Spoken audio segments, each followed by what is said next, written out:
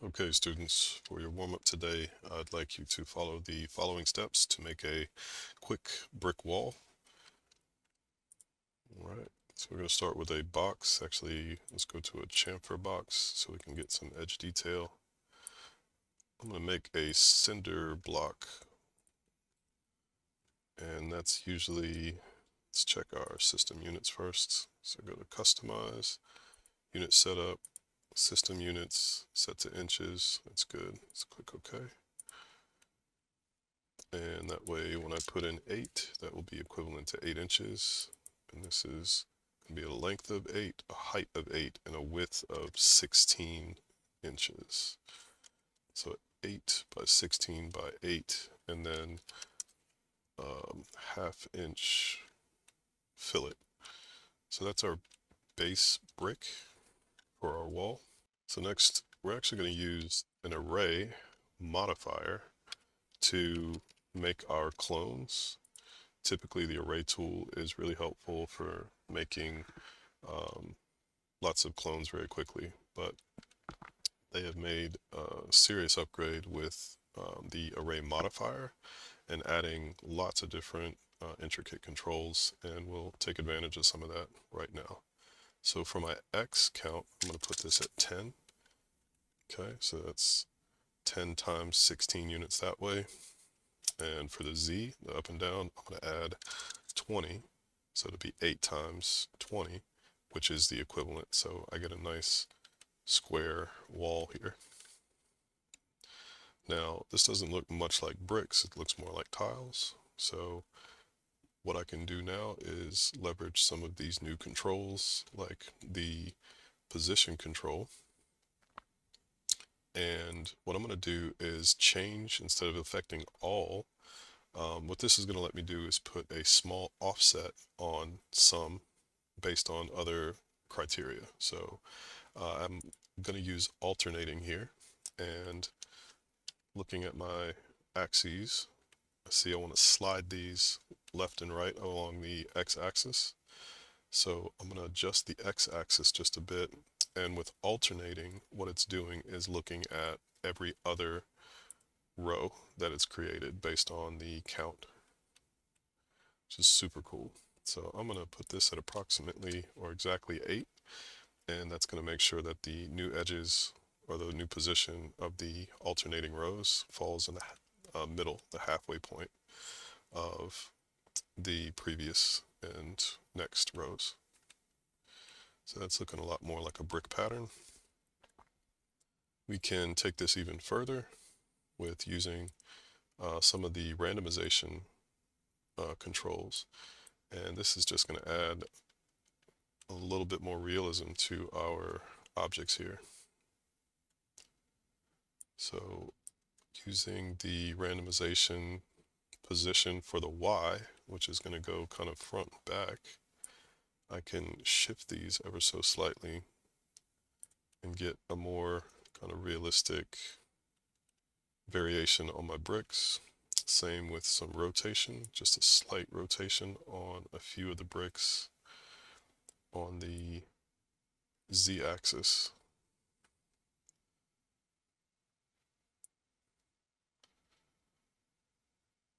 Gives a nice realistic appearance to our bricks. You can also subtly scale a few of these kind of down so that you get some shorter bricks. That's the wrong direction, so I'm going to go on my x-axis here. And you can see, even with the adjustments to the scale, the modifier is trying to keep the relative size of my wall about the same, which is really cool.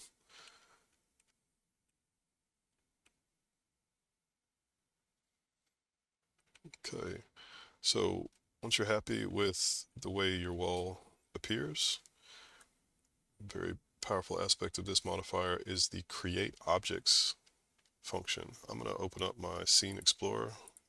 Yours may already be there. If not, you can go to the Tools menu, choose Scene Explorer, This may produce a floater that you can, if you need to, you can carefully dock. Actually, you can try to move it in. If not, if you right click right here and go to dock on the left side, it'll pop into place. I'm going to move this now because this is a modifier. It's all building off of this one single block brick. So if I just move that over so that it kind of straddles the origin, that'll center my wall. And last thing I want to do is go back to this create objects option. And what that does is, now that you can see in my Explorer, is it creates elements, or from the elements of the modifier result, it now creates individual boxes, chamfer boxes for all of my bricks. I can see all 200 right there.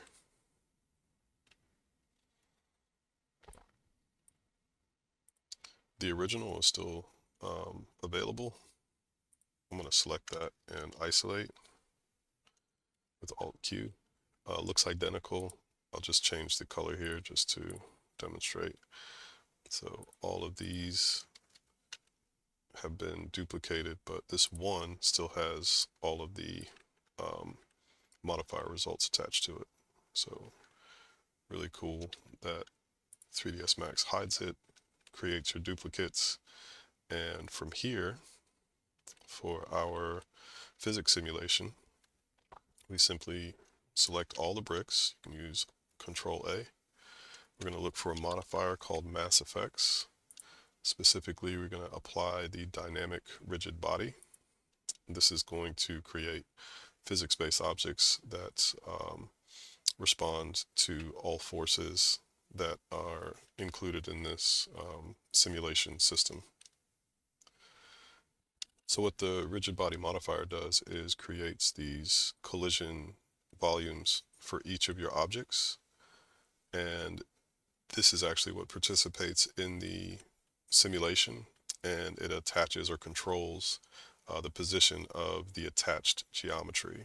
So it creates a controller that drives the animation and later holds the keyframes for the associated geometry. Now, if you were to texture this, you would want to apply texture information, UVW, unwraps, and all that before you apply the MassFX modifier. From here, to test the results, all you need to do is open up your MassFX controls. It's in your animation menu, MassFX, and the utilities is what you want first. So you're going to go to Show MassFX Tools. This creates a floater here that you want to tuck into your workspace. This just keeps it from getting hidden or disappearing when you run simulations or make changes in your scene. You can find the controls on the second tab. You'll see Reset Sim, Start Sim. This is Start Simulation without animation. There is a rigid body option called Kinematic, which includes keyframes that you can set and then turn off for the physics simulation. And then Step Simulation is a way to kind of step through each frame of the simulation. And from here you can start testing your animation by hitting play on the playback controls in your MassFX.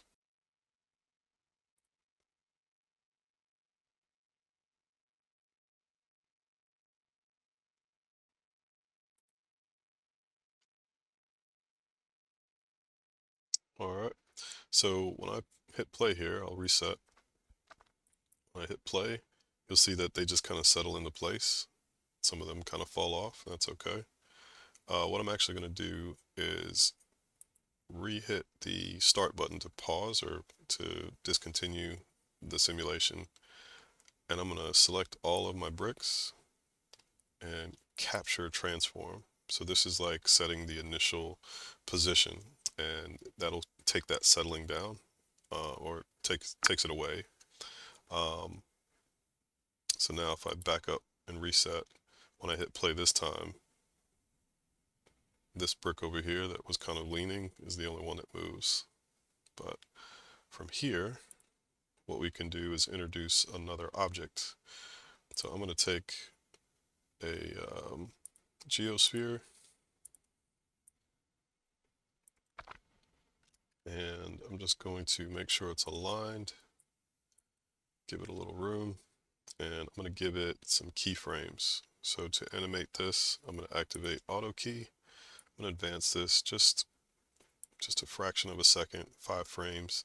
I'm going to make sure it passes through my object all the way. And I want it to be kind of at an angle, so I want it to end here. We can test that out. So you can see if I play this, it's going to be moving pretty quick. Now the trick to getting this to work is actually adding that kinematic rigid body option. So for the ball, we're going to use MassFX. Modifier, this time we'll use kinematic rigid body. And this has an option for until frame. And the trick to this is to kind of, once it starts to collide with your other MassFX objects, in this case it's at between frame 2 and 3. So I'm actually going to tell this to stop being a animated object at frame 2. And because of the velocity from the movement from frame 0 to frame 2, once it switches over into a physics-driven object at frame 2, the momentum should carry it through and make it collide with the bricks that are currently at rest.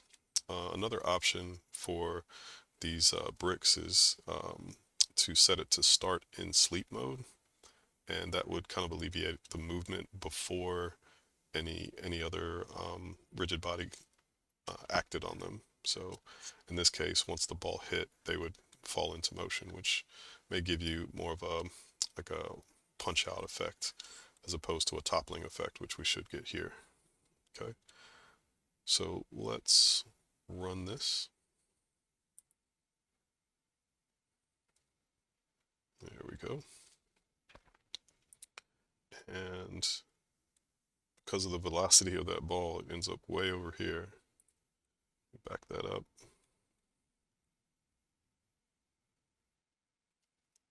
And if I wanted to slow that down, what I could do is simply just move that last keyframe way out. So now the velocity is much slower. And if I do that, I still want a little bit of movement, but I need the switch to happen later. So I'm going to put this at 10 and we'll test that out. So at frame 10, it'll stop moving. You see that it starts to bounce much closer to the wall. So I could continue that process of just testing these out. Okay. So continue to explore the MassFX controls. You can make adjustments to the object's density based on the MassFX modifier panel. And this will give you different results if you increase the density of any objects. I'm going to select all of these and ramp these way up.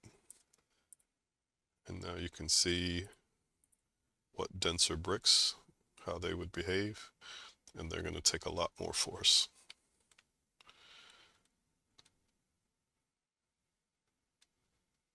All right, pretty cool. Hopefully you'll have fun with that. Thanks for watching.